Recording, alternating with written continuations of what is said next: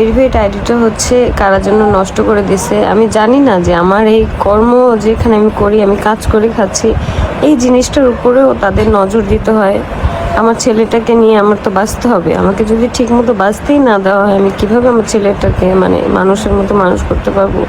আমার আদৌ জানা নেই যে কেন আমার সাথে এরকম করতেছে, বা আমার কি অপরাধ বা কি দোষ, কিছু জানি না। যে শুধু শুধু আমার আইডিটার উপরে নজর, আমার আইডিটাকে নষ্ট করে দিছে আজকে। আমার এত এত প্রমোশনের কাজ, আমি কোনো কিছু করতে পারতেছি না আমার আইডিটার জন্য।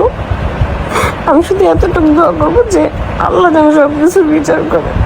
মানে আসার আগে এমন একটা ঘটনা ঘটে গেছে আমার সাথে, মানে বুঝি না। আমি হচ্ছে আমার ছেলেকে নিয়ে আমি ইনকাম করে খাই। এখানে হচ্ছে কিছু কিছু মানুষের এত বেশি প্রবলেম, আমার রিজিক কিভাবে বন্ধ করবে?